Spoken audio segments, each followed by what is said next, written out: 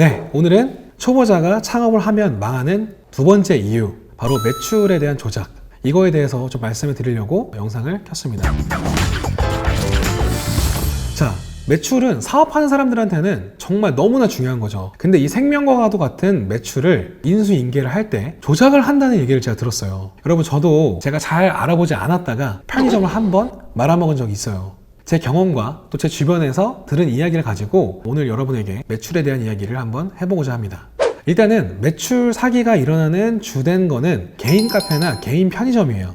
세븐일레븐, GS 25시, CU 이런 거는 본사에서 관리를 하잖아요. 그러면 매출을 조작하기가 쉽지가 않아요.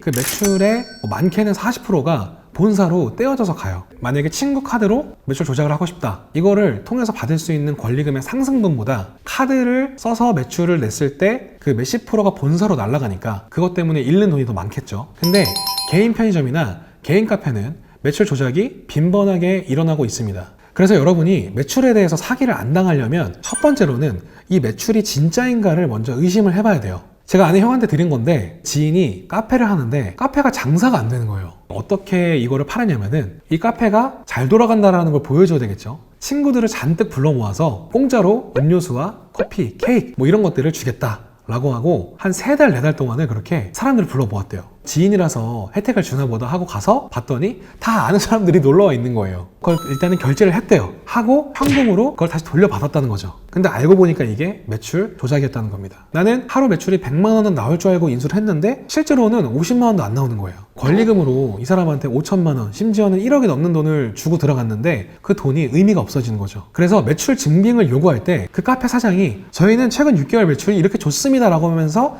증빙 자료를 보여줄 거예요. 제가 팁을 하나 드리자면, 매출을 최근 거를 보지 마시고 그 사람이 시작했을 때 매출이 한 6개월 정도에서 1년 정도 증빙되는 게 중요한 것 같아요.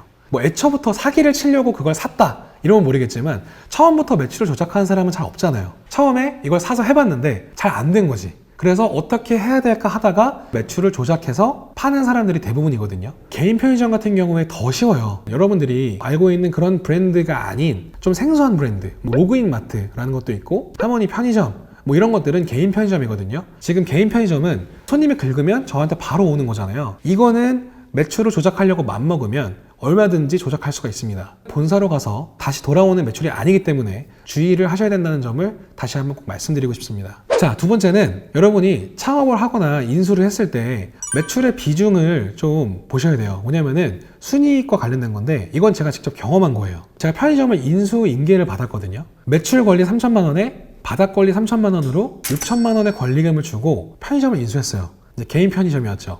겨울에도 100만 원에서 110만 원이 나오고 여름에는 150에서 160 정도의 매출이 나온다고 해서 제가 그 편의점 앞에서 많게는 진짜 5시간씩을 거의 한 2-3주를 계속 보면서 이 매출이 나오는지 안 나오는지, 사람이 몇 명이 들어가는지 보고 편의점 인수를 결정했죠. 그분이 말씀하신 매출은 대충 맞았어요. 근데 뭐가 문제가 있었냐면은 버스카드 충전이 제가 생각한 것보다 굉장히 많은 거예요. 그냥 버스 정류장 앞이긴 하지만 150만 원 매출 중에 한 30만 원 정도겠지라고 생각했어요. 근데 막상 들어가 보니까 30%에서 40%가 버스카드 충전 매출인 거예요. 편의점을 인수할 때 그 편의점의 포스를 사실 다 보여주는 사람 많이 없거든요. 카페를 인수할 때도 어떤 메뉴가 몇 개가 나가는지를 엑셀로 정말 다 보여주는 사람 많이 없어요. 그러니까 여러분이 편의점을 하는 게 아니라 카페를 운영하든 레스토랑을 운영하든 인수인계를 받는 창업을 했을 때는 그 레스토랑이나 카페의 매출의 비중이 정확하게 어떤 품목이 얼만큼 팔렸는지 그것까지 보시고 인수를 하셔야만 여러분이 손해를 보지 않을 수 있다는 점을 꼭 말씀드리고 싶네요.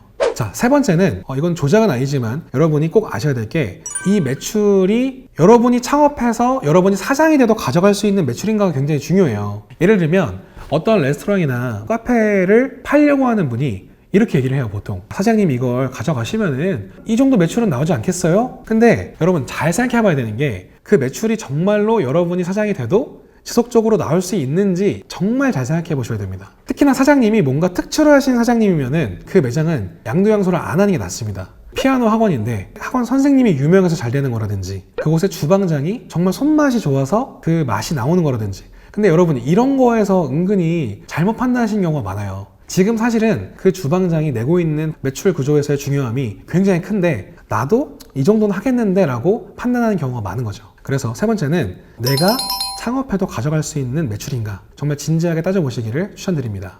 오늘은 초보자가 창업을 하게 됐을 때 매출 조작에 당할 수 있다는 점 말씀드렸고, 혼자서 창업하면은 지속적으로 업그레이드 해나가기가 정말 어려운데 다음 시간에는 요거에 대해서 한번 말씀을 드려보겠습니다.